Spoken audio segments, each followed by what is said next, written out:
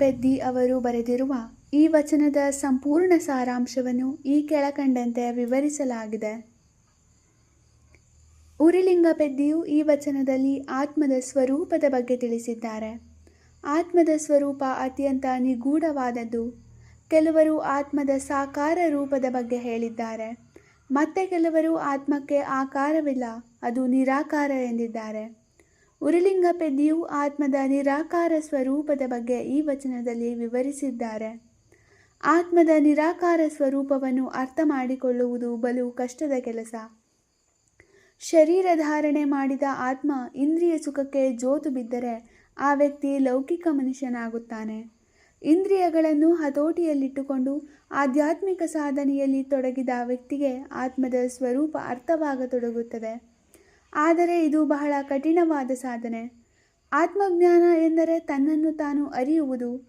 ಶರಣರು ಈ ಆತ್ಮಜ್ಞಾನದ ಸಾಕ್ಷಾತ್ಕಾರಕ್ಕಾಗಿ ಆದರ್ಶಮಯವಾದ ಬಾಳುವೆ ನಡೆಸಿದರು. ಸಾಮಾನ್ಯ ಜನರಿಗೆ ಅತ್ಯುತ್ತಮ ಬಾಳ್ವೆಯ ಸಾರ್ಥಕ ಜೀವನದ ಒಳಗುಟ್ಟನ್ನು ತಿಳಿಸಿದ್ದಾರೆ.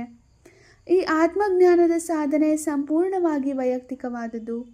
ಆತ್ಮಜ್ಞಾನಕ್ಕಿಂತ ಮಿಗಿಲಾದ ಜ್ಞಾನವಿಲ್ಲ ಎಂದು ಶರಣರು, ಉರಿಲಿಂಗಪೆದ್ದಿಯೂ ಸೇರಿದಂತೆ ಸಾರಿದ್ದಾರೆ. ಆತ್ಮವು ಜ್ಞಾನ ಸ್ವರೂಪಿಯಾದದ್ದು. ಅದು ಜ್ಞಾನದ ಮೂಲಕ ಅರಿವಾಗುವಂತಹದ್ದು.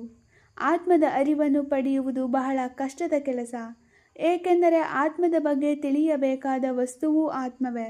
ಅಂದರೆ ತಿಳಿಯಬೇಕಾದ ವಸ್ತು ಆತ್ಮ. ಅದನ್ನು ತಿಳಿದು ಪ್ರಯತ್ನ ಪಡುವ ವಸ್ತುವೂ ಆತ್ಮವೇ. ಆತ್ಮಜ್ಞಾನ ಅವಿನಾಭಾವ ಸಂಬಂಧವುಳ್ಳದ್ದು.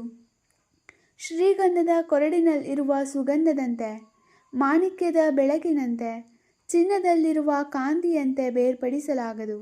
ಅಂತಹ ಪರಮ ದುರ್ಲಭವಾದ ಆತ್ಮಜ್ಞಾನದ ಸುಖದಲ್ಲಿ ಸಂಪಿಗೆ ಹೂವಿನ ಮಕರಂದವನ್ನು ಹೀರಿ ಸುಖಿಸುವ ದುಂಬಿಯಂತೆ ನಾನಿದ್ದೇನೆ ಎಂದು ಉರಿಲಿಂಗಪೆದ್ದಿಯು ಹೇಳಿದ್ದಾರೆ. ವೀರಶೈವ ಧರ್ಮದ ಪರಿಭಾಷೆಯಲ್ಲಿ ಅಷ್ಟಾವರಣ ಎಂಬುವುದು ಒಂದು. ಎಲ್ಲ ಮತ ಧರ್ಮಗಳು ಗುರುವಿನ ಸ್ಥಾನದ ಮಹತ್ವವನ್ನು ಕೊಂಡಾಡುವಂತೆ ವೀರಶೈವ ಧರ್ಮದಲ್ಲಿ ಗುರು ಎಂಬ ಸ್ಥಾನಕ್ಕೆ ಅತ್ಯುನ್ನತ ಗೌರವ ನೀಡಿದೆ. ಗುರು, ಲಿಂಗ, ಜಂಗಮ ಎಂಬುವುದರಲ್ಲಿ ಗುರುವಿಗೆ ಮೊದಲ ಸ್ಥಾನ. ಗುರುವಿನ ಮಹತ್ವ. ಶಿಷ್ಯರಲ್ಲಿರುವ ಗುರುವಾಗುವ ಶಕ್ತಿಯನ್ನು ಗುರುವಿಸುವುದು ಬಲು ಕಷ್ಟದ ಕೆಲಸ. ಇಂದಿನ ಗುರು ಹಿಂದೆ ಒಂದು ಕಾಲದಲ್ಲಿ ಶಿಷ್ಯರಾಗಿದ್ದರು. ಇಂದಿನ ಶಿಷ್ಯ ಮುಂದಿನ ಪೀಳಿಗೆಗೆ ಗುರುವಾಗುತ್ತಾರೆ. ಗುರುವಿನ ಸ್ಥಾನ ಗೌರವ, ಮಾತು ಮತ್ತು ಮನಸ್ಸಿಗೆ ಮೀರಿದದ್ದು. ಗುರು ಭಕ್ತಿಯಿಂದ ಶಿಷ್ಯನು ತನ್ನ ಬದುಕನ್ನು ಸಾರ್ಥಕಪಡಿಸಿಕೊಳ್ಳುತ್ತಾನೆ. ಶಿಷ್ಯ ವಾತ್ಸಲ್ಯರಾಗಿ ಗುರು ತನ್ನ ಜ್ಞಾನವನ್ನು ಸಾರ್ಥಕಪಡಿಸಿಕೊಳ್ಳುತ್ತಾರೆ.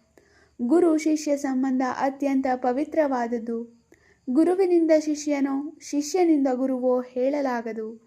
ಅದು ಬೀಜ ವೃಕ್ಷ ನ್ಯಾಯದಂತೆ ಎಂದು ಉರಿಲಿಂಗಪೆದ್ದಿಯು ಗುರುವಿನ ಮಹತ್ವವನ್ನು ಸಾರಿ ಹೇಳಿದ್ದಾರೆ. ಈ ಎಲ್ಲವೂ ಉರಿಲಿಂಗಪೆದ್ದಿ ಅವರು ಬರೆದಿರುವ ಈ ವಚನದ ಸಂಪೂರ್ಣ ಸಾರಾಂಶವಾಗಿದೆ.